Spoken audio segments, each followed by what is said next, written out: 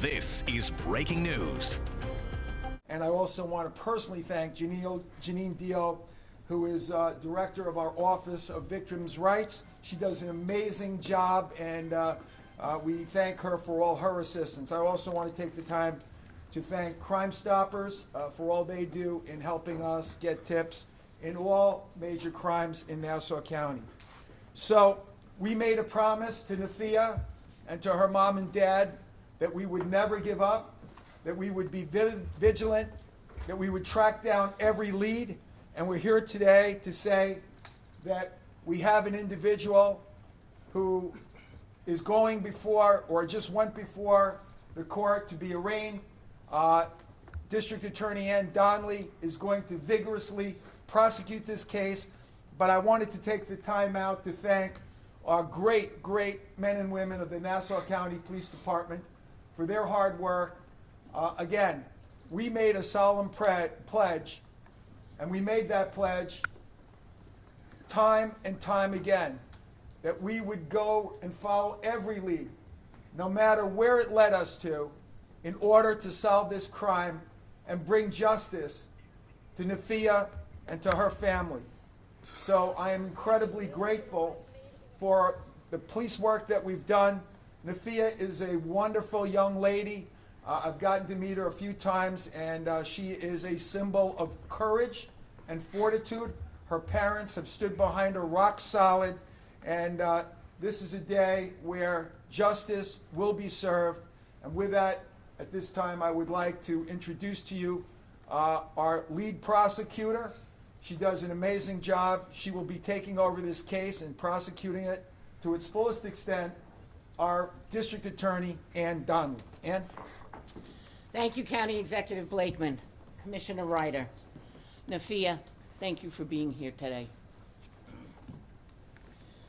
The first time I met Nafia was over 4 years ago, and I made her a promise. And I promised that we would work tirelessly with the Nassau County Police Department to solve this crime. I want to thank my prosecutors who worked so hard on this case to bring it to at least the beginning of what is the prosecution today. So we're here this morning to announce that after nearly 5 years, through the incredible efforts of our Nassau County Police Department, and I cannot emphasize enough how hard the Nassau County Police Department worked with us on this case, and my prosecutors, we have now indicted the individual responsible for attacking Nafia Ikram with acid outside her home in Elmont in 2021. That individual is Terrell Campbell. He was arraigned this morning here in Mineola on charges of 2 counts of assault in the 1st degree, criminal possession of a weapon in the 4th degree, and unlawful possessing noxious materials. He was remanded by Judge Joy Watson. If convicted, he faces up to 25 years in prison. On March 17th, 2021, at approximately 8:30 p.m., Nafia, who was just 21 years old at the time, was returning to her home on Arlington Avenue in Elmont with her mom after working at a local pharmacy in Baldwin. Her mom went ahead into the house while Nafia gathered her belongings out of the car and made her way to the front door. But before she could get into the safety of her home, she was attacked from behind. Sulfuric acid was thrown at her, covering her face and chest, going into her eyes, her mouth, and causing severe burn injuries. The assailant ran and disappeared. An extensive coordinated investigation between the Nassau County Police Department, my office, and other law enforcement partners began. For nearly 5 years, law enforcement ran down every lead. They investigated every tip and every piece of evidence to find Nafia's attacker. Video evidence collected from the scene shortly after the attack captured the assailant in a red Nissan Altima, a block away from Nafia's home and fleeing from the scene. But despite exhausted efforts, we were unable at the time to match that vehicle to an owner. Late last year, new evidence came to light that jump-started our investigation and led to this arrest. And that evidence pointed to Terrell Campbell of Brooklyn. Once we learned Campbell's identity, with the help of the New York City Police Department, we located his address and found a red Nissan Altima parked outside. We later learned that he had regular use of a red 2015 Nissan Altima back in 2021 that was registered to a family member. As we continued our investigation, we reviewed Campbell's internet search history. In the minutes following the 2021 attack, we found searches asking, how do I remove sulfuric acid from my car's fabric? And 2 years after he ambushed Nafia and left her screaming in pain on her front lawn, he actually produced and uploaded a music video to YouTube boasting about throwing acid in a woman's face. As unbelievable as it may seem, it is still up on YouTube. A harrowing attack boiled down to some lyrics to get him attention. Under the name Young Based Prince is a song called Obsidian. And obsidian means hot lava that comes from a volcano, and when it cools into a rock, it's called obsidian rock.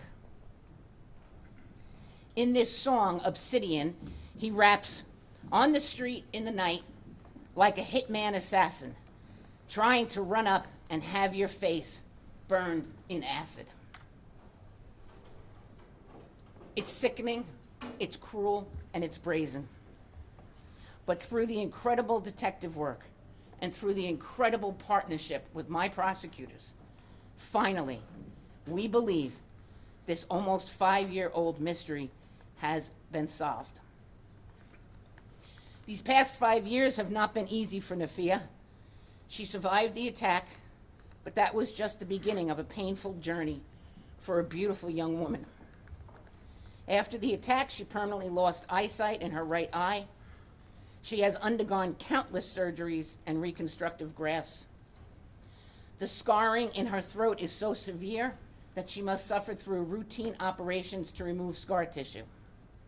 This is critical surgery that allows her to breathe and eat normally. For the past 5 years, she has endured this unimaginable pain. She has also lived with 2 heartbreaking questions: who and why? Today, I am proud that we are finally able to answer one of those questions: the who. As for the why, our investigation continues, and we cannot provide any additional details at this time. But it is clear this heartless defendant intended to cause her irreversible harm.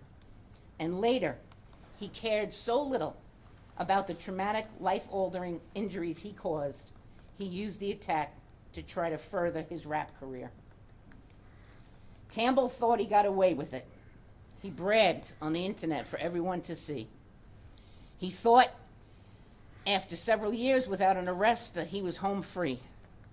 But he could not have been more wrong, because he doesn't know the Nassau County Police Department.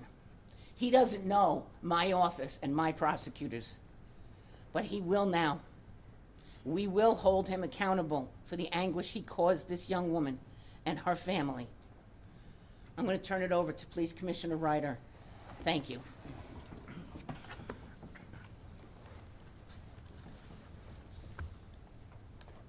Thank you. Good morning. Good afternoon. First of all, the district attorney went over most of the facts of the case that I don't need to repeat, but what she left out is this. Without the cooperation of our district attorney, we would not be here today. Hundreds and hundreds of subpoenas and records that we had to go through to get to where we are today. Without the county executive support on day one, you open up the toolbox, you give them every tool in there. We wouldn't have got here without the support of our county executive. But the most and the hard work goes to those detectives that went after it every single day. You know, there's this big famous case right now going on in Arizona, the Guthrie case, and people want answers why. We took a lot of heat over the last 5 years. Oh, you're not doing enough. The police department's not doing enough. Know this, the Nassau County Police Department never gives up on their victims, never. This animal will serve his time in jail where he deserves to be. And this investigation is not done. But without the great work of these young detectives down in the 5th Squad, young lieutenant that leads their charge and is their supervisor, we wouldn't have gotten here where we are here today. We'll continue pushing, making sure it gets done. We're going to make sure that the family gets exactly what they deserve in the closure, and the animal will go to jail for a long, long time, and along with anybody else that is involved with this case. And then from that point on, we'll see where we got to go. But right now, I just want to say thank you to the district attorney, thank you to our county executive, and very much thanks to our great detectives here in Nassau County. Thank you. Any questions? DA, what was the difference between 5 years ago and now? Because in court they said about the car, but they also said technology. What happened, I guess, late last year that made this arrest possible? We received information about a possible suspect, and we followed up on that. And that led to the technology searches and everything that we had to do as far as the car, the technology. There was a $50,000 reward in this case. Is that possibly going to someone as a result of this? So I left out our Crime Stoppers with the $50,000 reward, and yes, it will be going to somebody, but we cannot discuss that. Is the defendant known to the family? No. No. What was that new evidence that you said came to light? Information about a possible suspect. And was there motive behind it? I'm not going to comment on that at this point. What are the prospects for further arrests in this case? Can you talk about that? All I can say is the investigation is ongoing, and it's certainly possible. Was Campbell paid for his activity, do you believe? I can't comment on that right now. I know you said you can't comment on a motive, but do you have one that you're just not telling us, or is it still being investigated? It's still being investigated. Mr. Attorney, why is this defendant not being charged with attempted murder? It actually does not fit into the murder statute, which is why we did not charge him with attempted murder. This case was ruled out early on as a hate crime. Is there any reason as to anything in your evidence that determined this was not based on religion or race? I don't have any evidence to show that this was based on race or anything along those lines. Was there a statute of limitations that was coming into play next month, 5 years? Yes. What would have happened if March 17th came by and there was not an arrest with this?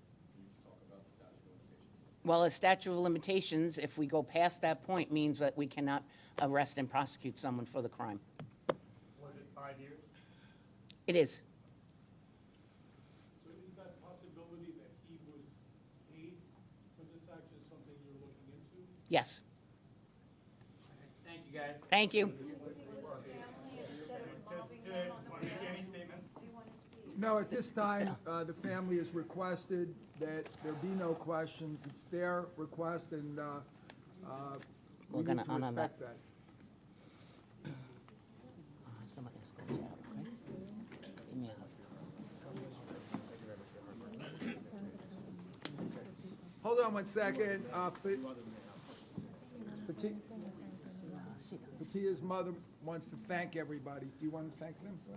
Come on up here. I would like to thank everyone for coming. Most importantly, we would like to thank everyone who has been involved with the case. Nassau detectives, the department. We would like to thank everyone who has kept us in their prayers. We would like to thank all the Congress people, Laura Gillen, Mr. Solages, every single person, Jeannie and Nora from the crime victim. They have been our backbone. Forgive me if I'm forgetting. So I want to take this opportunity to thank every single person, every single prayer that have been made for us to meet this day today. And we're very grateful and thankful for everyone. Thank you. Thank you. Okay. Just a statement, thanks.